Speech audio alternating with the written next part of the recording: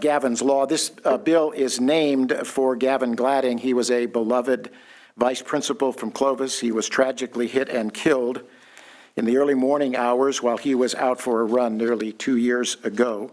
So what does the bill do? It does increase a sentence for fleeing the scene, resulting in the death of another individual, from having a sentence of 2, 3, or 4 years to having a maximum of 3, 4, or 6 years. This is also important. It would still be a wobbler. It therefore maintains a judge's full discretion to mitigate the sentence down even further to a misdemeanor based on the circumstances of the offense, while still allowing an individual to be held accountable based upon the specific nature of the conduct and the behavior of that individual.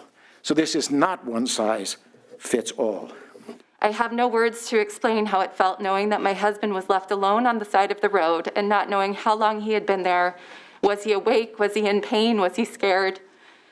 Devastatingly, my husband passed away later that morning from the injuries that he sustained. The driver hid from law enforcement for almost a week while my family struggled with the sudden incomprehensible loss and also with the weight of not knowing what had happened and who was responsible. We, in this state, California, went from fewer than 10 prisons to over 30 prisons, terrible overcrowding, and it didn't make us safer. And so I can't unfortunately support a bill that is simply calling for longer sentences when we know that that has not worked other than to crowd our prisons, to take funding away from UC and public schools and all these other critical needs.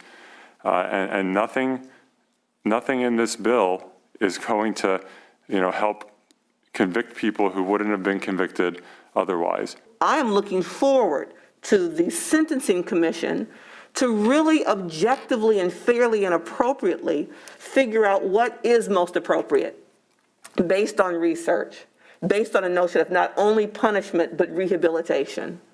I think that's the more effective way for us as a deliberative body to really weigh in on this area of the law. For us to arbitrarily decide 2 years makes it better, 1 year makes it better, I don't know that that's appropriate. I really, really don't.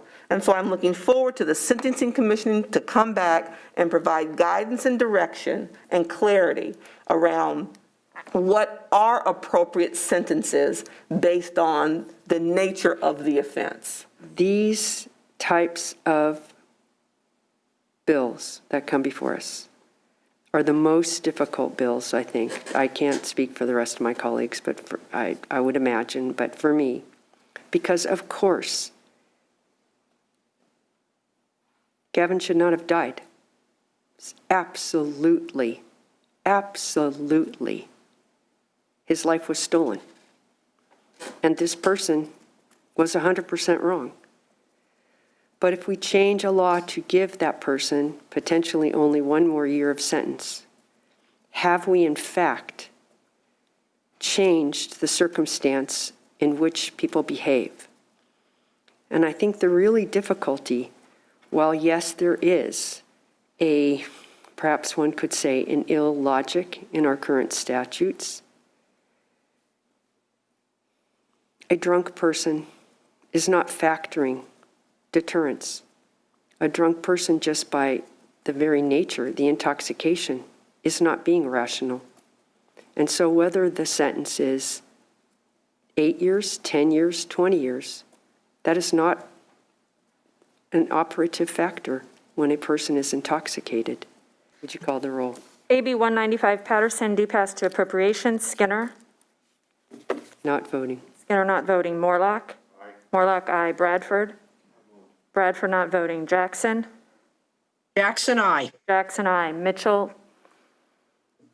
Mitchell not voting. Morrell? Morrell, aye. Morrell, aye. Weiner? Weiner, no.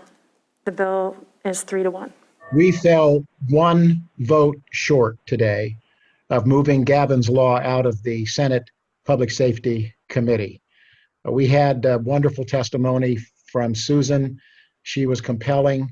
We had just so many people from up and down the state of California who called in to voice their support, and we got very, very close. We have been granted reconsideration, and that will take place on Wednesday of next week. And I'm going to be working until Wednesday of next week to try and find that extra one vote. I think we're close, but we still have some work to do.